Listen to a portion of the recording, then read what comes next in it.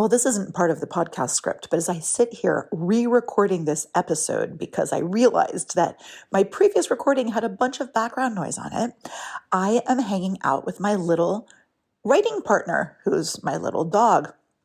And I think that having a pet or a friend around or something like that is such a great way to alleviate anxiety and all those kinds of things that hit all of us, but also that hit writers especially hard. And I'm not that kind of doctor, but I know that sometimes there's a huge overlap between writing and writing coaching and mental health. Writers will come to me all the time and say, oh, I'm blocked, I'm freaking out, I'm not motivated, I'm feeling scared, I'm feeling anxious. And while it's true that these feelings happen to all of us, and that sometimes the urge is to say, so what, keep writing, sometimes that's absolutely not the correct answer, nor is it the correct path.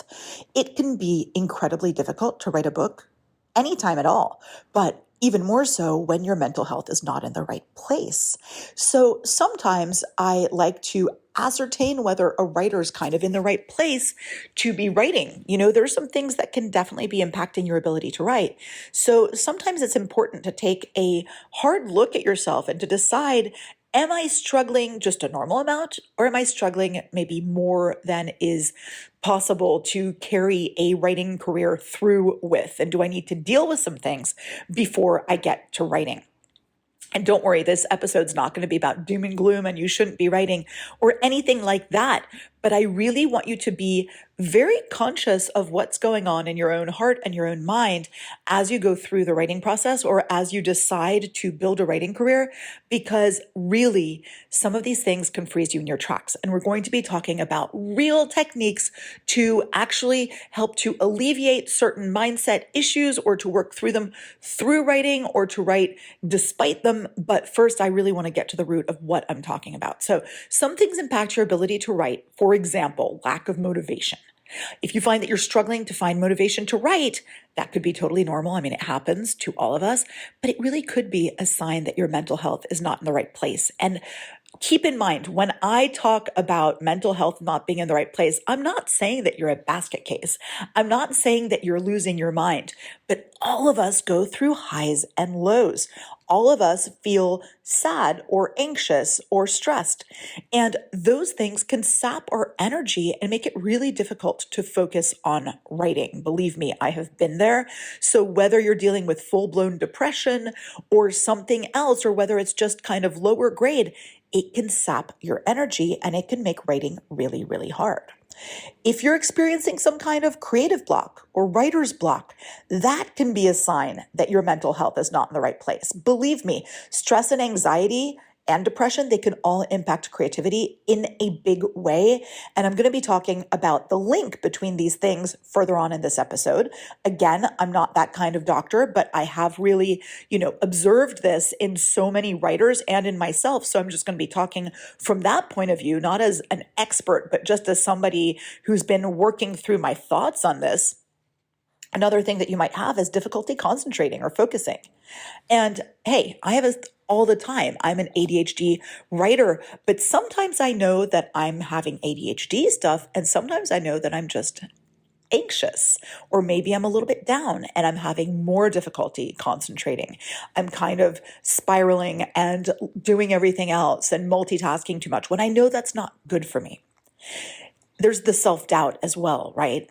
As writers, obviously, our egos are tied up in our writing and our hearts and minds are in it. And when we're writing something and publishing it, it feels like we're just exposing our innermost selves. So the self-doubt, of course, is such a normal thing. However, there are levels of this, right? And when you have extreme self-doubt or extreme negative self-talk, that might be a sign that it's time to look at what's going on, because this can really impact your confidence and it impacts your ability to open up and to dig deep and to write things that are going to have that resonance with your reader. And remember, it's never possible to write anything perfect, and some of us find ourselves absolutely frozen by striving for perfection in our writing. And of course, a little bit of perfectionism, it happens. We all get there. But if it's too much, it can be really a sign that, your anxiety is getting the better of you. So I think that if you're experiencing any of these signs and you're thinking to yourself, like, yeah, you know what, I've realized that I've actually gotten worse, or things have changed, or I've realized that I've gotten more frozen in what I'm doing, it might be beneficial to take a little break from writing for a second to focus on your mental health. And that doesn't mean taking a break from creativity. It just means taking a step back. And, this could involve seeking professional help, maybe from a therapist or a counselor. It could mean self-care. It could mean taking time to rest and recharge. And remember, I always say this, your writing journey is a journey. It's your journey. It's not a race. So don't see taking care of yourself and taking care of your mental health as a setback that is going to make you lose time. This is something that's going to improve your writing and your writing career in the long run. And that's why in my course that I created, my big masterclass from idea to publish in 6 months, that's why the entirety of month 1 is really about getting your mindset in the right place and making sure that you're ready for this whole marathon of a run. So keep that in mind, that I think that it's really part and parcel of being a writer. And I really think it's important to get to the root of things. So that's why this week I want to talk about specifically and in detail anxiety. The neuroscientist and author Joseph Ledoux has called anxiety the price we pay for an ability to imagine the future. I kind of love that because it's true. As authors, our imagination actually kind of is a way of imagining the future, right? And that, of course, can lead to extra anxiety.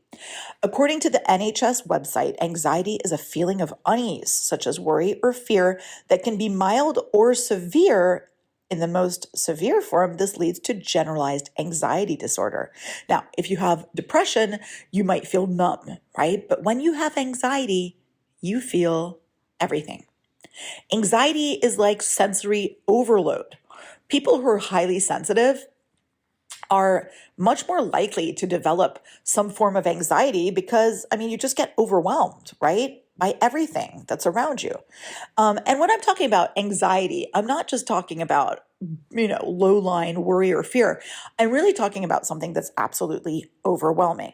Now, even if you don't have the overwhelming, kind of all-consuming form of anxiety, I think that in this episode, you're going to find a lot of really useful information that's going to help you in those moments that you start to feel like maybe you're going a little bit out of control, you're not being logical, and it's really freezing you up, even if you don't believe that you have this generalized anxiety. And I want to talk about that in a little bit too, because so many people say that anxiety is like a mental disorder or something, but it's not really that.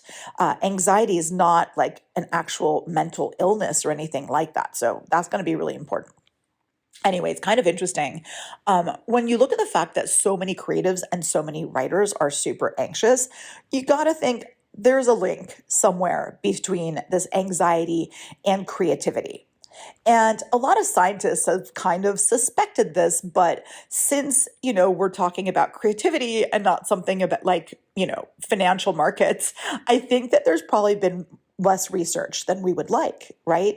And so this quote by Joseph Ledoux actually, comes the closest to explaining how this works, right? That whole future tripping, the whole imagination thing, right? But we're going to talk more about the link between anxiety and creativity in this episode of the How to Be an Author podcast.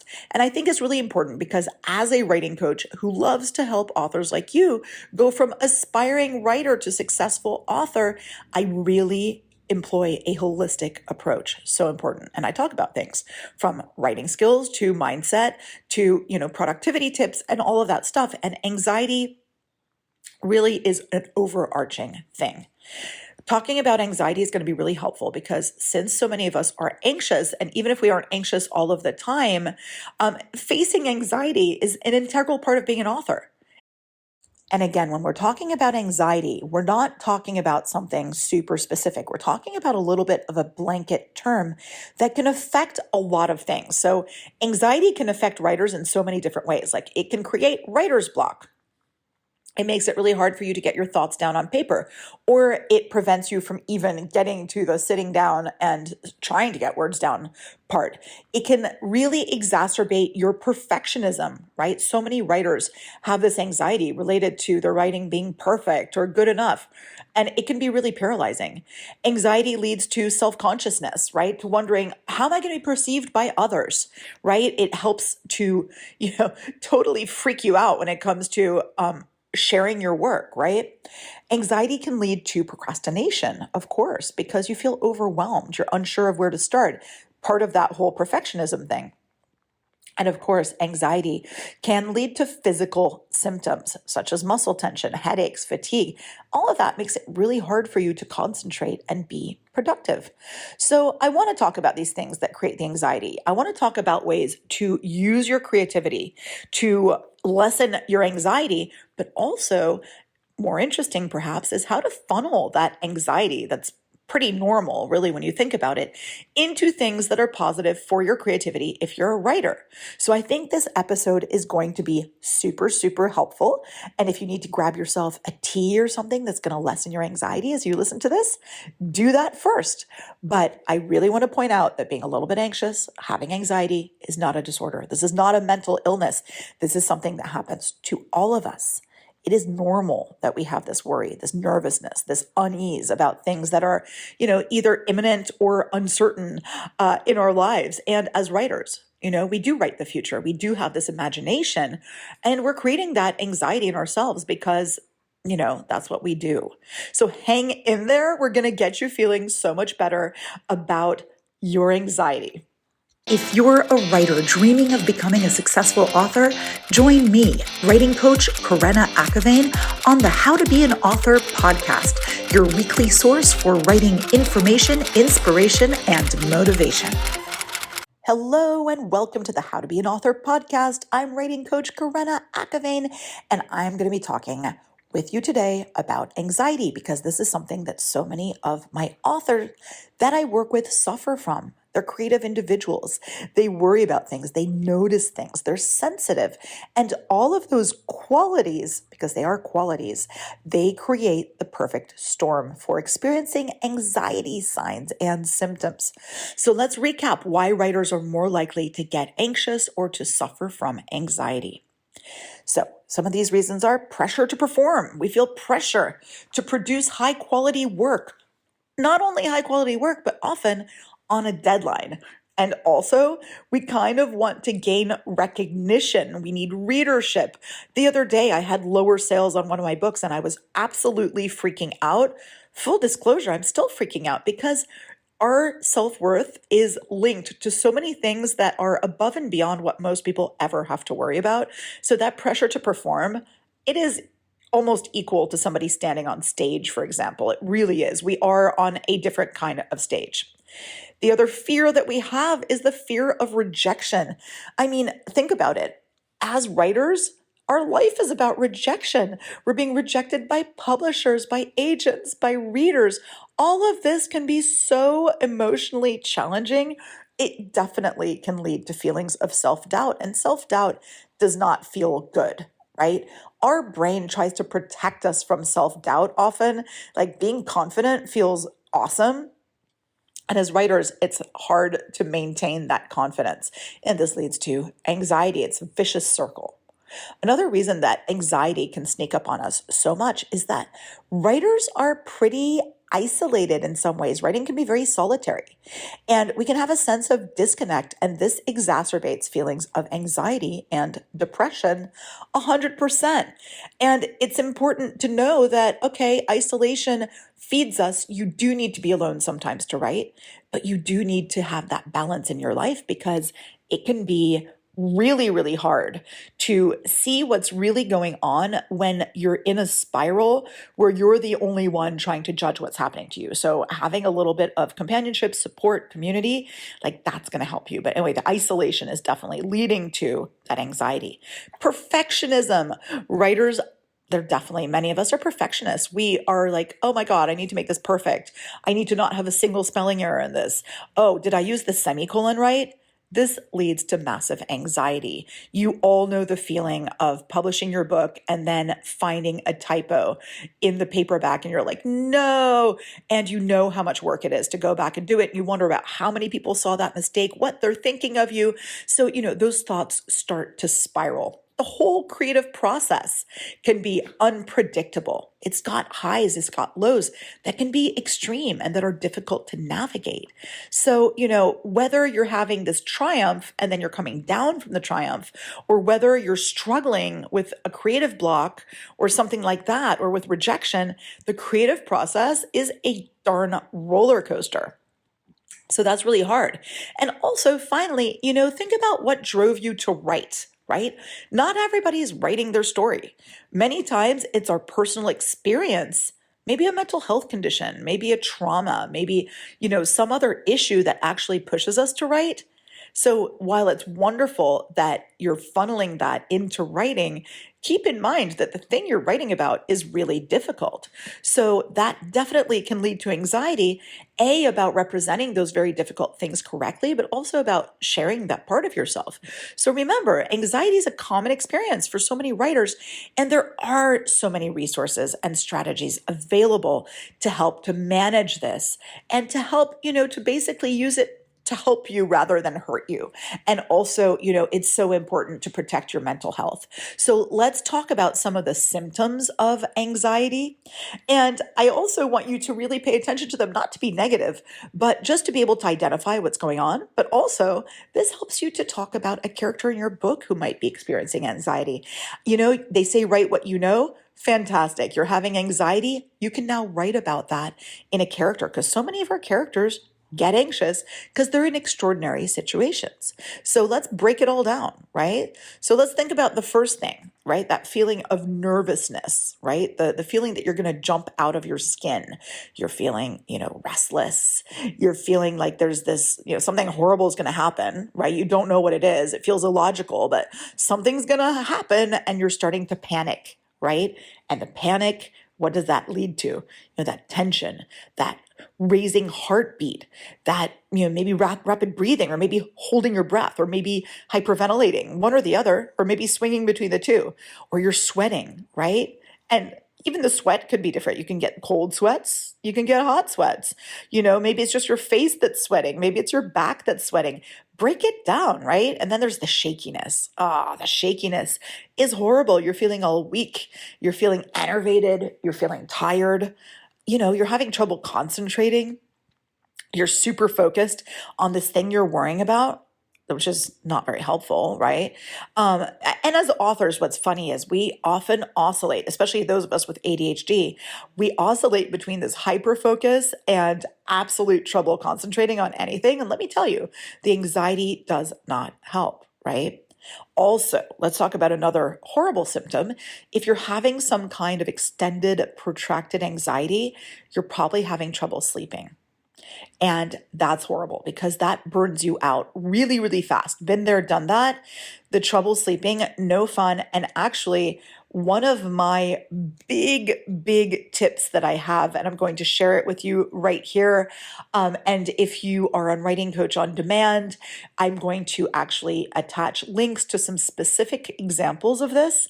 And if you're, in my course, you also have access to, Writing Coach on Demand. You can ask those questions and I can send you those different things. But I do sleep hypnosis, and there's some sleep hypnosis episodes. They're all free. They're on YouTube. And there are some that are wonderful for managing anxiety, and they'll actually get you sleeping, which is great because, when you're having trouble sleeping, there's nothing more circular and horrible than, trying to get to sleep desperately. And of course that keeps you from sleeping, and it's just horrific. So break the cycle. Sleep hypnosis, definitely the way to go. And don't be anxious about the hypnosis, telling you to forget your name or something. I will only recommend the ones that I've tried myself. Also, again, like there's another symptom of anxiety, which is like gastrointestinal issues. That is super not fun, right? That's not good at all. There's a whole feeling of lack of control, right? You can't control your thoughts. You can't control your body. You're trying to avoid things, but that urge to avoid things often creates behavior or thoughts that are not really helpful, right? That urge to avoid things triggers your anxiety, even though you're trying to avoid the anxiety. So it's kind of crazy. And if the fear of putting yourself out there as a writer is the trigger, well, then you know what that means. You're going to be hit with this massive case of procrastination. And that really sucks because as authors and creatives, I've mentioned this in a past episode, and I don't want this to be an additional stress, but you've got to know that if you're not being truly creative, you're not being productive, right? Or if you're not being productive, you're not being creative. And if you're not putting your books and your words out there, you're not actually working as a writer. You're not a working writer. And I never want to put that distinction of, oh, you're not a real author if blah, blah, blah. But in a very real sense, if you're not actually, actively working on getting your book out there and eventually getting your book out there, you're not actually a writer. So procrastination and avoidance, they're not very helpful in the long run, right? And they usually lead to, guess what? More anxiety, regret, all of that stuff. So that's not awesome, right? The other thing that people talk about, and this is kind of trendy, but I think it's a thing, is brain fog, right? Brain fog is real, is kind of a result of decreased mental function. This definitely happens when you have anxiety. And what does that mean? It means your memory gets bad. You have a hard time making decisions. You have a hard time creating and producing something. This feels horrible. It feels like something that's going to be long term. It feels like this is the rest of my life. I can't decide anything. And when we're writing a book, we have to decide all kinds of things, not only for ourselves and what we're writing, but for our characters. Right? So if you're feeling like you're going to be drifting aimlessly and, you're going to have this really hard time making decisions and you're in this fog, that can get really scary. And if you don't realize what's going on, this can really lead to something worse than just anxiety. You can be drifting for a longer time and it's hard to snap out of it, right? Because you don't really want to admit to yourself what's going on. That's a really important thing. That's why there's some ways in which writing or journaling can help us hugely because it helps us to see what's actually going on, right? When you see what's going on, that's when you're able to snap out of it. That's when you're able to see this is impacting my creative joy. This is when you see, hey, I'm being overwhelmed and this is not awesome. And I'm, maybe isolating myself. I'm maybe doing things that actually ultimately they feel like I'm protecting myself, but actually it's hurting me more. Right? For example, like it's natural for people with anxiety to want to isolate. And it's natural for a lot of writers to isolate, but sometimes isolating too much can create a problem as well, right? You're in a bubble, you're writing in a vacuum, and then you start to feel that you can't talk to people about what's going on, and then you have the overwhelm, and then, it gets kind of crazy, right? And also when you're in a bubble or in a vacuum, you don't have as many challenges because you're just kind of doing the things that are comfortable. You start to get a little bit too safe in a way, and it's hard to have that creative inspiration when you're not putting yourself out there, when you're not having these weird interactions, when you're not having these feelings that could be uncomfortable, but that you work through your writing. A lot of writers will tell me that, I have to isolate myself and take the time to get it all perfect. And, I want my writing to be exactly what I wanted it to be. But guess what? In trying to control all of that, you end up being an absolute hot mess on the inside. Sorry for saying that. There's a disconnect, right? There's a huge dichotomy between the internal hot mess that you are and the drive for perfection on the outside. And that can hurt you even more as a writer, right? And it's exacerbated by your fabulous imagination. Your imagination provides rocket fuel for anxiety, right? So you think, okay, this is bad news because as a writer, I know that my imagination is one of the biggest gifts that I feel I have. And then it's kind of total pressure and anxiety creating because it's also a requirement, right?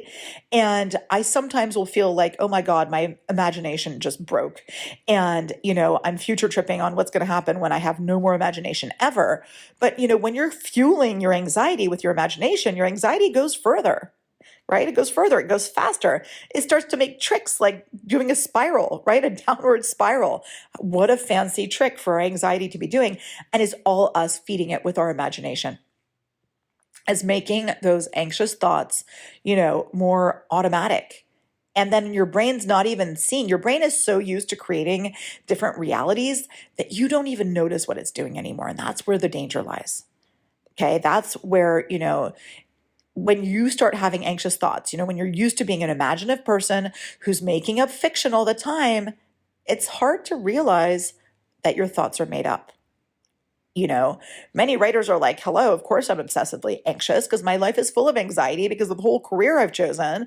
And, all of this stuff, of course.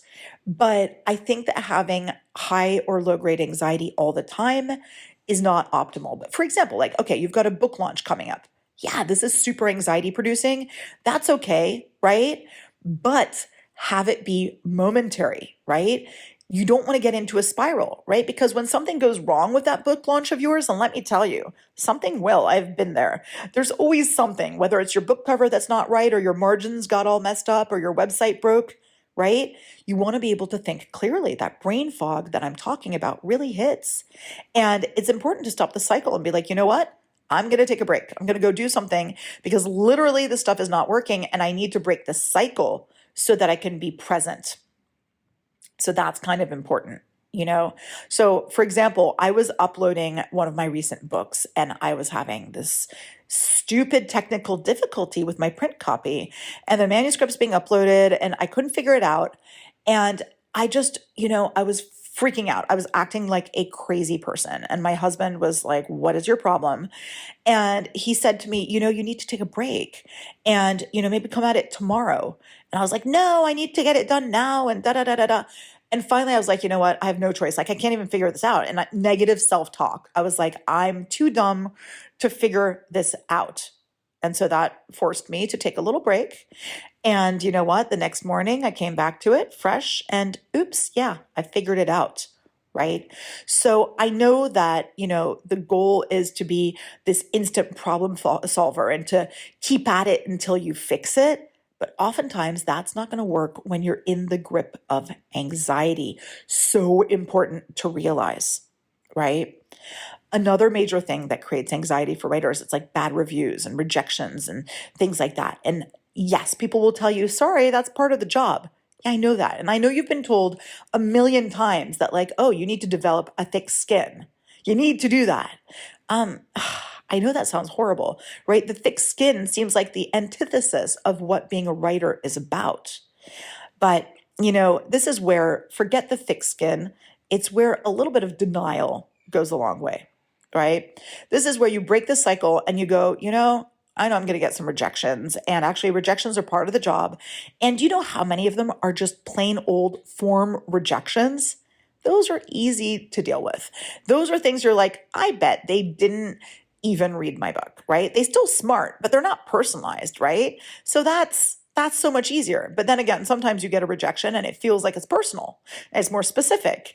And then you have to say at that point, okay, I'm not going to focus on this, right? And if you are at a point where your anxiety is on high alert, some of those rejections, they're going to send you into spiral, right? So that's why you need to step away from it, right? Keep them in a place where you're not going to delete them out of reaction. But now come back at it when you're not in the anxious spiral anymore and look at those really specialized rejections and think to yourself, okay, what is it that they think is not marketable with my book, right? And don't take it too seriously, but let's see if it's something you can deal with now that you're not on high alert anymore. Right? So know yourself, know how you're feeling, know when you're able to deal with things or to take things on versus when you can't, right? So sometimes I feel like, okay, it's good to like rip the Band-Aid off all at once, like just read all your rejections all at once, feel really bad about it. But they do have a way of sneaking in, right, under the wire. And, it's hard to do that when you are waiting for rejections. They kind of trickle in. So, but read your thing, feel bad about it, go do something else, and then come back at it in a new way. That is so crucial, right? It is hard not to get anxious when something like that happens. And as an author, the opportunities for anxiety, constant. So another thing that I know that sets me off for the anxiety because I've talked about the rejections, I've talked about book sales, I've talked about ideas. And a big part of my writing coach job is to help authors with their author platform. And having an author platform, social media, massive part of it, right? I know that for me, when I have less engagement on social media, it is so hard not to get anxious, not to start to spiral, and not to start to think, oh my God, the algorithm hates me. I'm never going to have engagement ever again. This is where the panic starts to set in, and you're either like going to dig your heels in and keep on keeping on with something that doesn't work, or it's going to have you, going, oh my God, what am I doing? Like you start to tell yourself stories like, that's it. It's over for me. Like I had this one unsuccessful media post and I thought to myself, oh my God, this is going to become a trend, right? Everybody's going to hate my stuff. But that's not necessarily true. So definitely try to look at, okay, what's my imagination telling me versus the reality? And man, it's hard to be objective. It really, really is hard to be objective. But stop the negative self-talk and start the positive self-talk, right? Like say, okay, I've been lucky so far. And here's this thing that did badly. Now, why did it do badly? How can I keep coming at this in a different way to make it work, but not by flip-flopping all the time, right? Like one day of poor book sales is not going to change your life, right? But it is going to bring about the anxiety. I get it. I'm constantly refreshing my sales reports on Amazon KDP. It's a bad habit. I'm constantly refreshing my feed for like social media. I can't help it. Like refreshing. But I know what I'm doing. I'm feeding into the anxiety and the panic. I am like a junkie in that. I know that. And you tell yourself like, oh, I've got to stop obsessing. Okay, it's hard.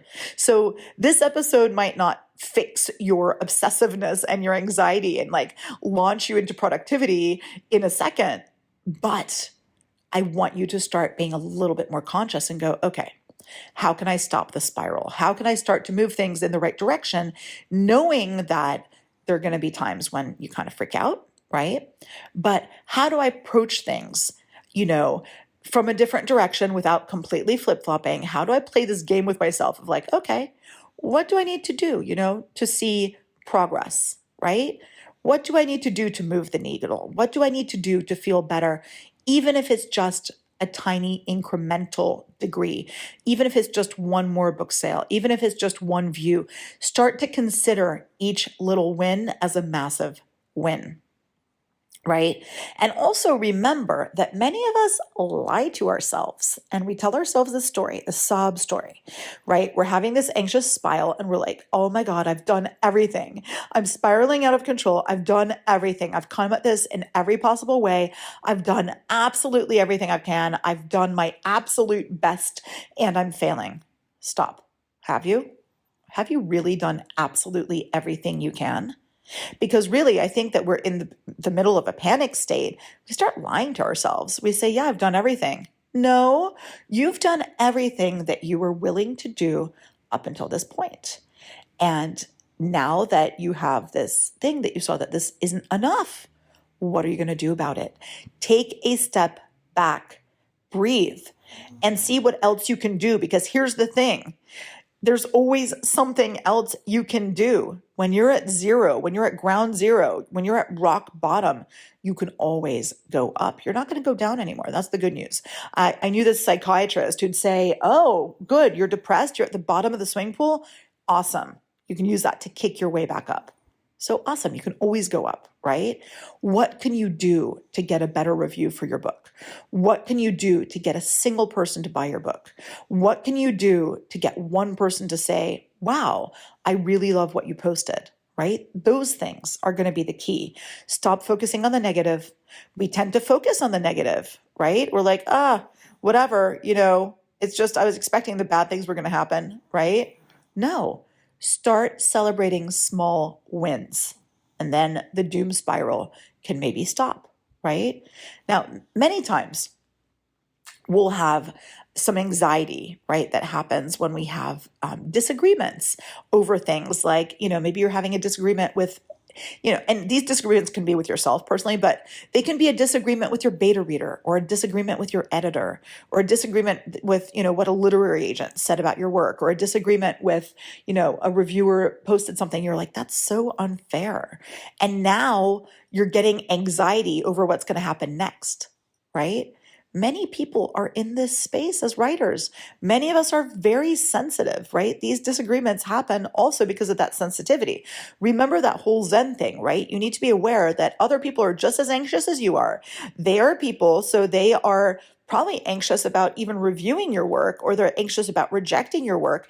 Just don't let crucial relationships be hurt because of anxiety mode, right? That's really important. And I think many of us go through this state worrying that we're going to hurt our relationships because of causing anxiety in someone, or someone causing anxiety in us. And, it's really important to be more objective about what's going on. So this is funny. I had a friend approach me the other day, and she's like, "Oh, yeah, I read your galley for, one of your books." And she's like, well, I worked as an editor, and I'm so sorry. And I was there with the red pen.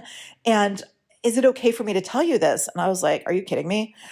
Please go on." And she's like, "Well, are you sure? Because, a lot of writers really hate it when you point out that there's any mistake with your book." And I'm like, "Are you kidding me? No, I will thank you. I will reward you. Are you kidding me for your feedback? That's valuable."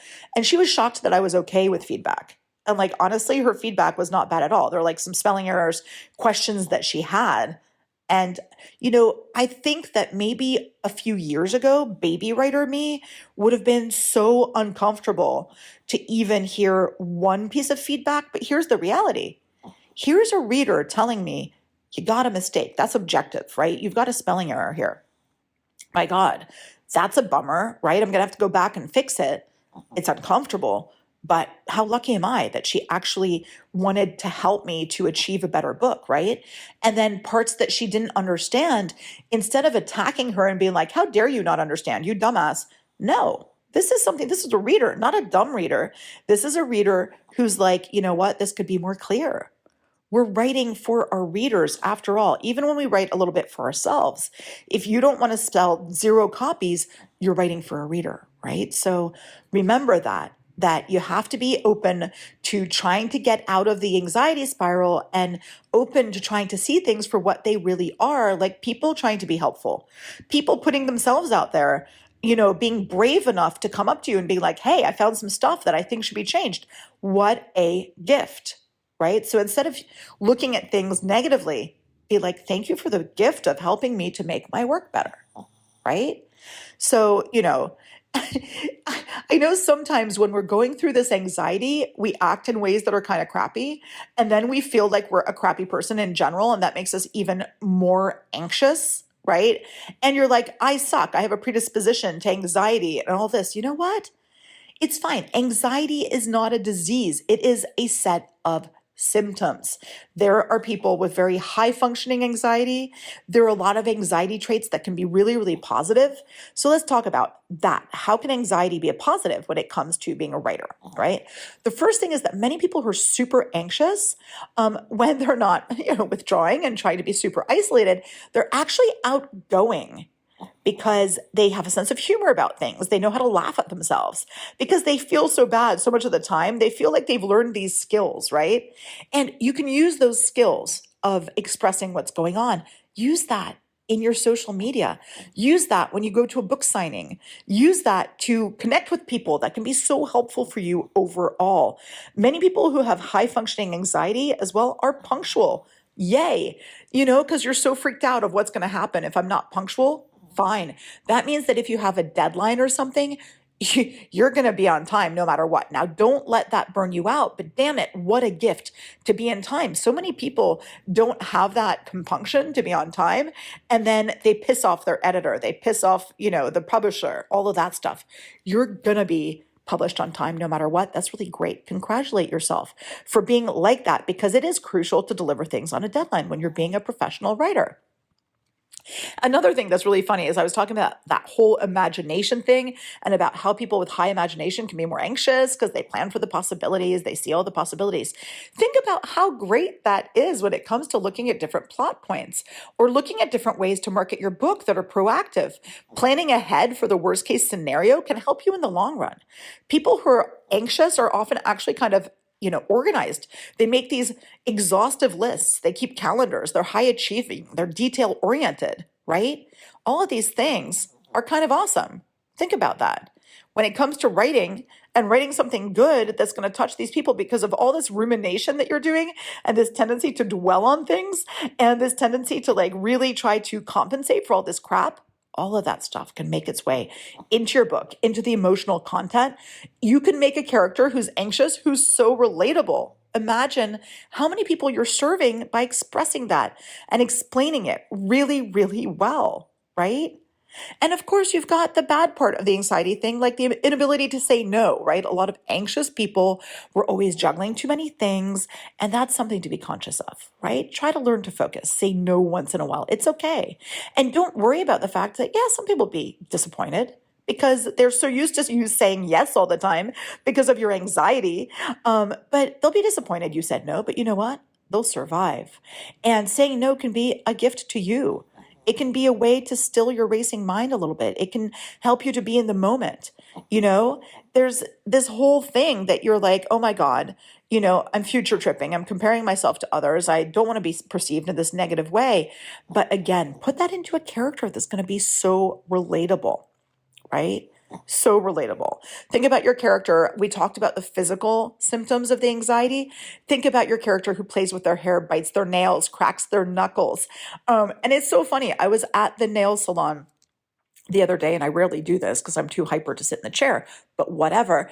I'm at the nail salon, and the woman who's doing my nails is really, really sweet.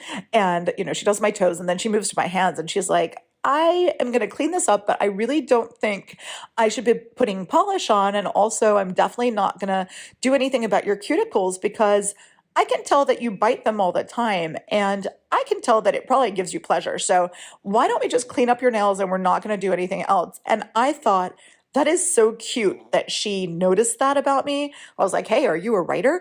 But also, I thought, that embarrassment I have about my cuticles looking like hell, I thought, that's a relatable thing, right? People do that, right? Even our OCD things, our overthinking things, these are all things that make us feel like we're absolutely crazy, but they do make such a relatable character and they make you relatable, my friend. That's what I want to do today is reassure you that you're not weird. You're not wrong. You're going through something that's super normal, even if it feels horrible, right? The overthinking, it's fine, and if you want to be, with a writing coach or a writing buddy that can be really supportive and let you know that, hey, that anxiety, it's fine. It's going to work. Let's make it work for you. I think it's important to seek reassurance once in a while without coming at people who are not professionals, right? Who don't understand the thing, but from somebody, or you can go to somebody who's in the same boat as you. I think that that's really, really good, right? So I hope that today I started to make you see that anxiety is a bit of a double-edged sword. It's got the positive points. And honestly, the positive points, you don't want to lose those. And also it's got, of course, the negative points. And I don't want you to burn out because you're overachieving and freaking out and trying to compensate for things, right? I want you to realize what's going on before you actually damage yourself, right? Check yourself before you wreck yourself, they say. And remember that you're not alone, right? People feel anxiety. Anxiety is a type of energy. And, it's a creative energy. Whether you call it neurosis, anxious energy, it's energy. And it's something that can be funneled into something like a writing sprint or into a character or into visualization or something like that, right? Remember that creativity equals expression, and expression often results from a struggle or tension. So that's important to remember. Keep in mind that less complex minds worry less because there's not as much happening in their brain, right? So you smarty pants have a ton happening in your brain. And also remember, though, that the expectations that you have of yourself, you don't need to fulfill your expectations 100%. Nobody knows what you expect of yourself, and you are probably a perfectionist. So remember to take care of yourself, right? Remember to try to funnel those negative thoughts into something and then trying to make something positive into it, right? Positive thoughts are incredibly positive. Negative thoughts are incredibly powerful. So positive thoughts are so powerfully positive. So imagine those positive thoughts with all your senses, just like you've been doing with the negative stuff. Turn it around and start to take these steps to create something positive instead of something negative with this anxiety. Okay, now that we've acknowledged that it's a thing, we've acknowledged that it's something that can be dealt with, we've realized that this creative anxiety is fundamentally an experience that comes from fear, and it's also that people, have to look at and see where it's coming from and see what's triggering it, right? And it's not catastrophic as it feels. So just go back into yourself, but also talk to others, get that positive feedback, put it in perspective. Remember that, this anxiety is just a thing. Don't let it cripple you completely. Don't let it prevent you from doing the things that you're meant to do. Remember to play and have fun and reward yourself and break out of the spiral. Okay? It's all okay. There's balance in this world. So here, as a little recap, are some things that you can do to break out of the spiral of anxiety, because writing can be therapeutic and cathartic as well as producing anxiety, right? So you can do free writing, right? Which is where you write continuously, with a timer. Don't worry about grammar, spelling, punctuation. I almost think you shouldn't read your free writing because you have to be able to free write without fear of judgment. And I don't want you judging yourself even. Then you've got the journaling. It's really great to process emotions of feelings, and then you can go visit back and see how you were doing at a certain time and see that everything does resolve itself. You can do mindfulness writing, and this is really cool. It's a way to focus on the present moment. I'm actually going to be having a lot of these techniques and ideas in my special bonus materials for my Writing Coach on Demand people. So if you want to join that program, head to the website, creativeandwritingcoach.com. You'll find it there. And you'll find a lot of these in the course From Idea to Published in 6 months. And again, if all else fails, professional help, baby. There's no shame in the game. A therapist or a counselor can provide support and guidance in managing anxiety. Your writing coach is not that kind of doctor, but I'm definitely there to work with you and to work with, you while you're getting that therapy. We can focus on the writing side and the productivity side of that. So that's really important. I would love to hear from you. If you're a little bit stuck, if you're a little bit blocked with anxiety, definitely reach out for me. And also, if you're a writing coach on demand, this is something we can talk about in office hours this week. So, it's not too late to do this, and then it's not too late to sign up for everything else. That's it. I'm so glad we got to hang out and talk about anxiety. I hope it made you feel a lot better, and I look forward to any questions that you may have, and I look forward to being with you next time on the How to Be an Author podcast. If you have any pressing writing-related questions or would like to be featured on the How to Be an Author podcast, please feel free to reach out on my website, creativeandwritingcoach.com.